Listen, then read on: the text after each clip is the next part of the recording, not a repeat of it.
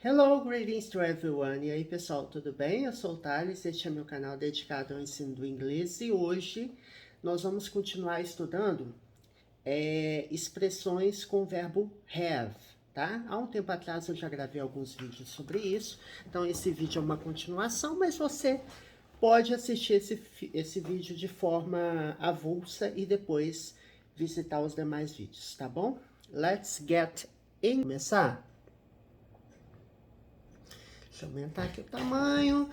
Bom, o que é o verbo have? A gente já viu, né? Umas 500 vezes, mas você que é novo, se você for novo no canal, sempre é bom você estar ligado que o verbo have é o verbo ter, certo? Ok, então vamos lá. Nós vamos verificar os exemplos, tá? E eu vou explicar cada expressão pelos exemplos. Tem diversas expressões aqui neste vídeo. She has a cold, so she is very tired. Bom, vamos entender primeiro aqui. Thales, mas cadê o verbo have? Eu não tenho o verbo have aqui, eu tenho o verbo has. Gente, o verbo has é a conjugação do verbo have para he, she ou it. Então, se eu tenho ele, ela, ou ele, ela, pronome neutro, né? Que se aplica a tudo aquilo que não é pessoa, é o it. Nós usamos has ao invés de have, tá? Então, she has a cold. Ela tem, né? Por que eu usei has? Porque eu tenho aqui, ó, o pronome sujeito she. Ela. She has a cold. Ela tem um resfriado. Então, cold. Cold pode ser um adjetivo, né? Para você falar, cold weather, tempo frio, né? Cold foot, pé frio, pé gelado, né? No sentido de gelado. Então, tudo cold, gelado. O contrário, né? O antônimo de cold é hot, né? Hot é quente, cold, né? Cold food, comida fria, né? Mas aqui nós temos cold enquanto substantivo. E aqui tem o sentido de resfriado. She has a cold. Isso aqui é o quê? Uma. É um artigo definido, tá? Indefinido, perdão. Nós temos o a e temos o an como artigos indefinidos, né? A antes de sons consonantais, como a gente tem aqui, cold começa com C, né? Mas não é a letra, é o som então é muito importante enfatizar isso. Então ela tem um resfriado, então, ou dessa forma, so, né? Que é então ou dessa forma, she is very tired. Então aqui, ó, essa parte está tentando explicar, né, a parte que vem depois. Por quê? Eu estou dizendo que ela tem um resfriado, né? Então ela está ou dessa forma ou por isso, né? Ela está muito cansada. So she is very tired. Aqui nós temos o verbo to be, né? O verbo ser, estar, né? Em inglês. Para she, nós usamos is. Tired é um adjetivo, significa cansado, cansada. Todos os adjetivos em inglês não são flexionados, né? Nem em gênero, nem em número, ou seja, eles não mudam, independentes do fato de termos plural, singular, feminino, masculino, é tudo igual. E very é um advérbio, né, de intensidade, está modificando o sentido do adjetivo tired. Então, quando eu falo she is tired, ela está cansada. Eu falo she is very tired, ela está muito cansada. Então, ela tem um resfriado, então, né, ou dessa forma, ela está muito cansada, tá? Então, tenta estabelecer aqui uma causa e efeito, né? Por que ela está cansada? Porque ela tem um resfriado, tá? Então, nós temos duas duas orações aqui na mesma frase. Alright? Okay, the next expression from tonight, próxima expressão que a gente vai estudar, é o have a competition. Várias palavras em inglês, gente, parecem com o português, né? Não necessariamente a expressão que você tem em português, em inglês, ela vai ser igual, ou o fato de ser parecido não quer dizer que é aquela palavra, mas em boa parte dos casos né? Nós temos os false friends, né? Os falsos cognatos. Por exemplo, intend. Intend é pretender, né? Gente, eu coloquei aqui, mas... intend é pretender. Só que você tem esse verbo aqui, ó, pretend, que é o verbo fingir. Então, pretend não é pretender, é fingir. Então, são um exemplo de que em inglês, né, outros idiomas também têm isso, né, esses falsos cognatos. Espanhol, por exemplo, tem vários falsos cognatos, apesar que eu não conheço espanhol, quase nada de espanhol, né? Bom, então aqui, ó, have a competition. Por que eu, né, tudo isso aqui foi para falar o quê? Que competition é competição, né? Então, parece competição e é. Então, have a competition é ter uma competição, né? Acontecer uma competição. Next week, próxima semana, né? Next é próximo, ou próxima, e week, semana. E temos vírgula, tá vendo? O que eu fiz? Eu peguei a expressão adverbial de tempo e coloquei no início da frase. É possível colocar no início da frase ou no final da frase, né? Dependendo do caso, até no meio da frase você consegue colocar. Igual em português, né? Que nós temos a possibilidade de inverter, né? Inverter o objeto com o sujeito, pegar o advérbio que está no final da frase e colocar no início da frase. Então, é possível fazer. E aqui nós estamos colocando vírgula. Então, na próxima semana, vírgula. We will have a competition at school. O que é o will? Will é o verbo que leva o verbo principal para o futuro. Ele sozinho, ele não tem significado, tá? Aqui, nesse caso, não tem significado. Ele é um verbo modal. Ele funciona para levar o verbo principal, que no caso é o verbo have, para o futuro. Então, quando eu falo we will have é o verbo ter, certo? Então, vai ficar nós teremos. We will have, tá? Então, nós teremos. Então, o will aqui, ele serve para colocar o verbo principal no sentido de futuro. Nós teremos uma competição. We will have a competition. Onde? Na escola. At school. Tá?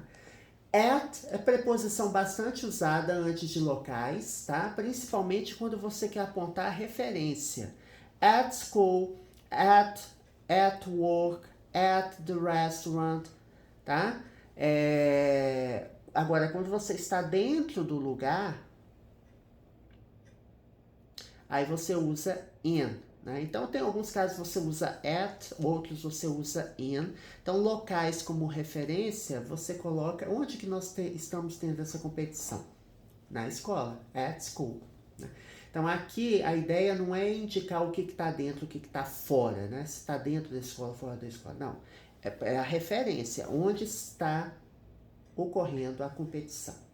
Então, next week we will have a competition at school. Então, na próxima semana nós teremos uma competição na escola, tá?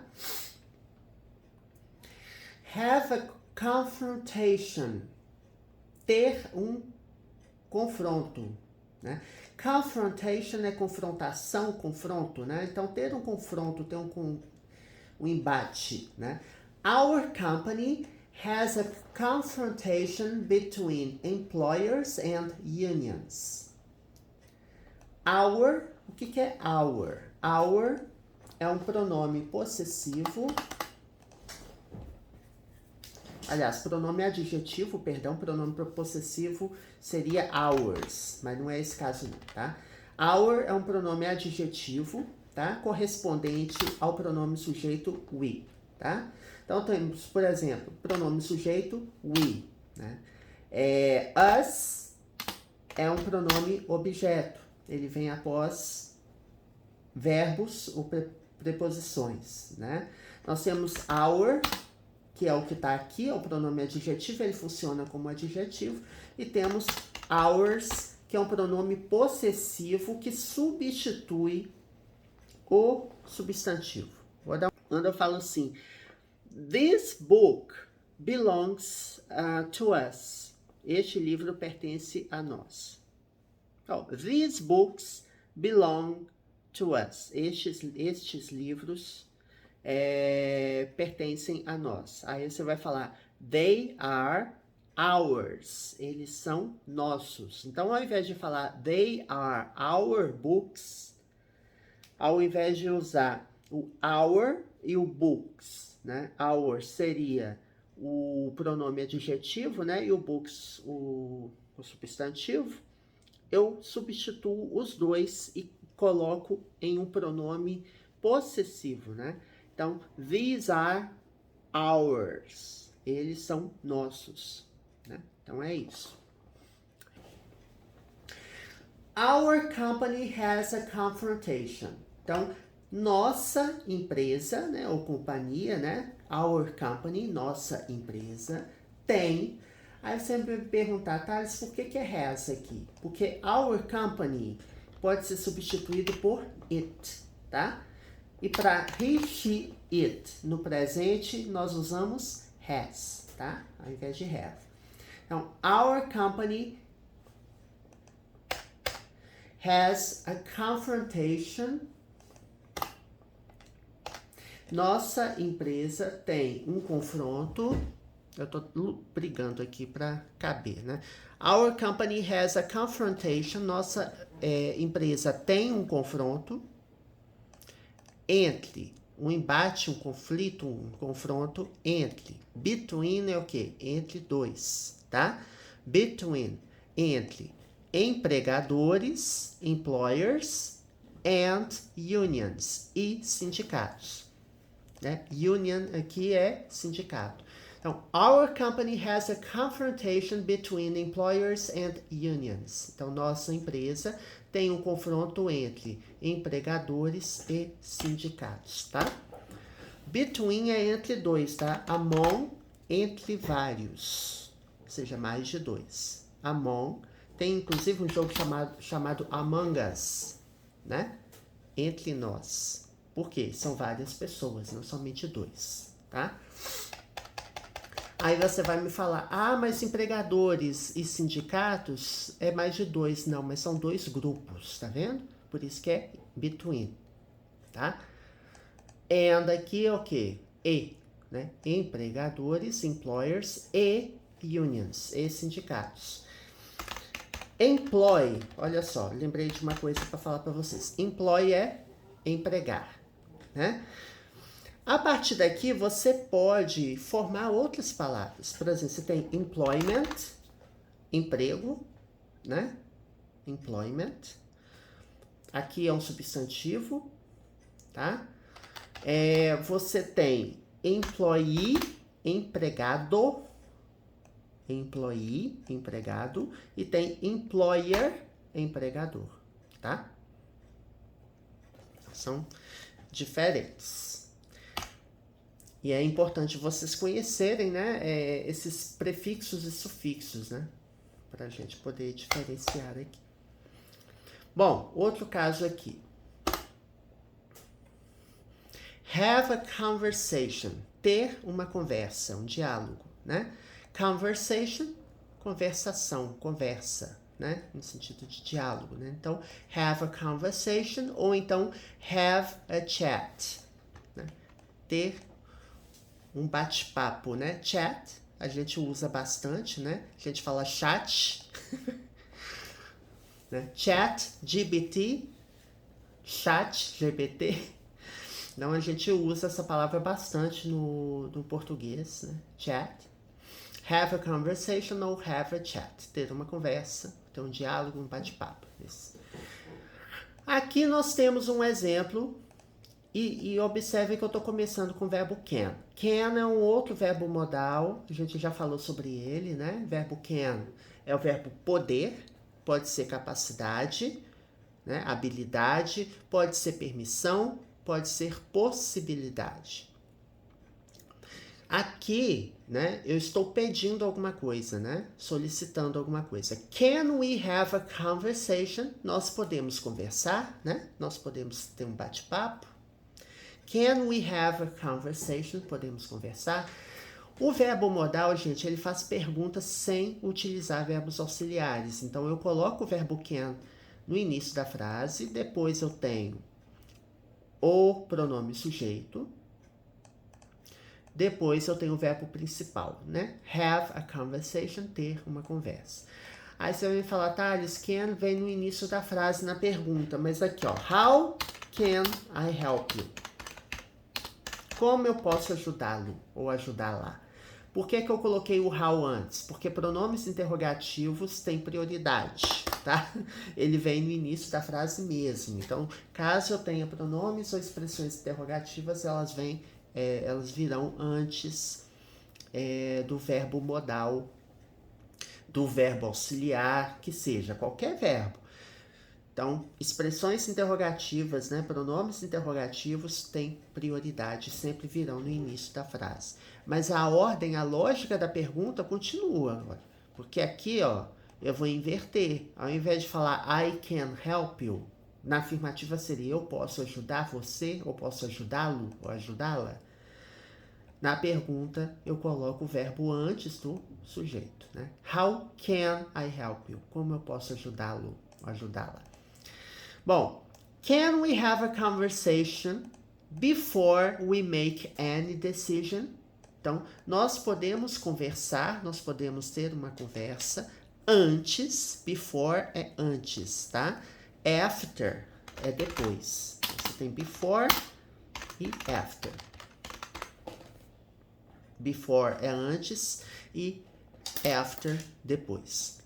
Antes de nós, né? Antes que nós, ou de nós, né? We é nós, certo? Antes, porque se você for traduzir ao pé da letra, seria antes nós tomar qualquer decisão. Ou seja, antes que nós tomemos qualquer decisão.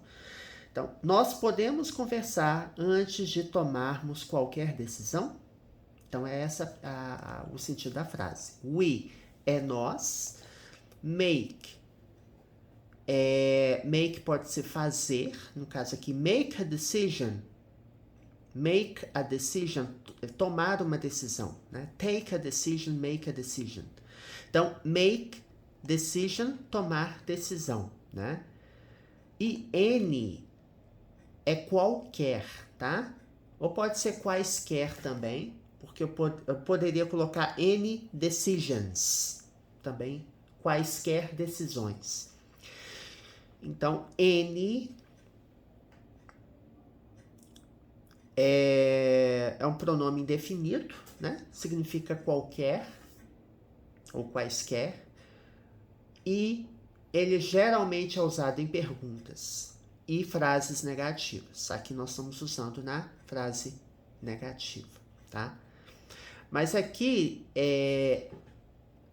não é exatamente na negativa, porque essa oração aqui, ela tem uma parte de pergunta e um complemento, digamos assim, afirmativo, né? Antes de nós tomarmos qualquer decisão.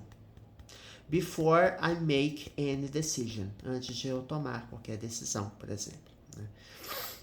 Então, assim, um N, ele pode ser usado fora do contexto de interrogativo negativo, porque, observe, o núcleo da frase que está fazendo uma pergunta é aqui.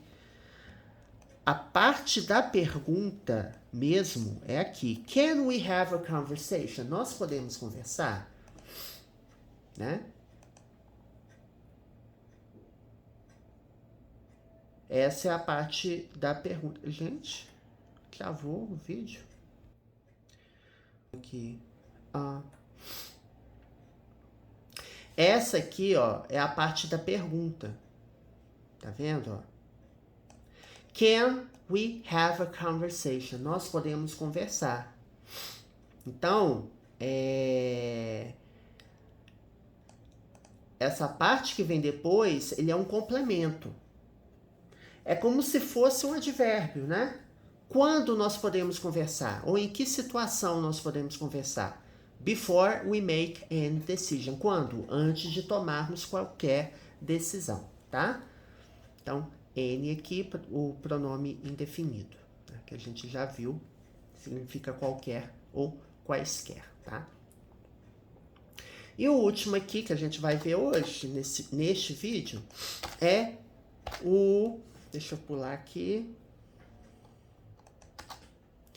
Have a cup of tea.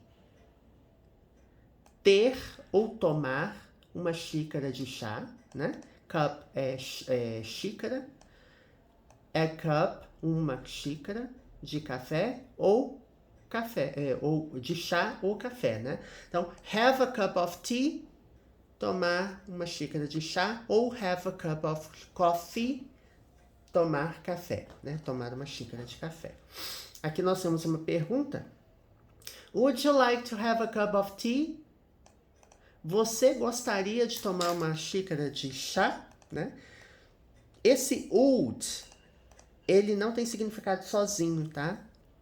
Ele é um verbo modal aqui, que ele está modificando o sentido do verbo like. O que é o verbo like? É o verbo gostar. Quando eu uso would you like, eu estou perguntando, você gostaria? Então, play, jogar ou brincar. Would play, jogaria. Tá vendo? É um sentido diferente. E aí eu coloco o verbo no início da frase para fazer pergunta, né? Sempre com aquela consideração. É o início da pergunta, desde que eu não tenha um pronome interrogativo. Se eu tiver pronome ou expressão interrogativa, ele vai vir primeiro, tá? Vai aparecer primeiro. Quando eu falo, ó, would you like to have a cup of tea? Você gostaria de tomar, ou ter, né? Uma xícara de chá. Ou uma xícara de café, tá? Então é isso. Nós vimos aqui, então, algumas expressões. A gente poderia ver mais, né? Estudarmos mais, mas hoje acho que já tá bom dessas expressões. Eu vou ver se eu consigo gravar mais vídeos depois, né? Amanhã eu devo gravar mais vídeos. Hoje não, hoje eu não tô muito disposto a gravar mais vídeo não, né? Mas o último vídeo que eu gravei foi na semana passada. Só lembrando, gente, esse canal tem mais de 800 vídeos. Então, já tem muito conteúdo disponível, né? Se você quiser estudar inglês. Tem vídeos do nível básico ou avançado. Vídeos do nível básico tem explicações em português. E vídeos intermediário avançado são inteiramente em inglês. Então, é só você navegar nas playlists do canal, né? Gramática, aí tá indicando se é gramática básica, se é gramática intermediária avançada. Se o nome do vídeo estiver todo em inglês, é porque o vídeo é intermediário avançado, ou seja, o vídeo é inteiramente em inglês. Temos gramática, vocabulário, inglês para negócios, leitura comentada, exercícios. Então tem muito conteúdo já disponível. E nós estamos aqui fazendo uma releitura, né, revisitando a gramática, porque a gente já estudou a gramática, né? Se você acompanha o canal desde o início ou não acompanha, veja os primeiros vídeos, nós já gravamos conteúdo equivalente a uma gramática completa já. Então, qualquer conteúdo que você pesquisar na lupinha, né, quando você abre a página principal do canal, você vai pesquisar um conteúdo para estudar. Você digita uma palavra-chave, eu quero estudar o verbo would, eu quero estudar o verbo may. Você digita lá, você vai achar. Certamente você vai achar.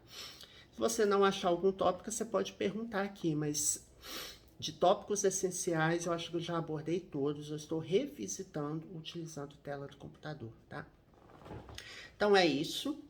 Don't forget to subscribe to the channel, assine o canal, não se esqueça. Hit the notification button, so you get the latest updates ative o sininho para receber atualizações and give a thumbs up if you enjoyed the content of my videos. E dê um joinha.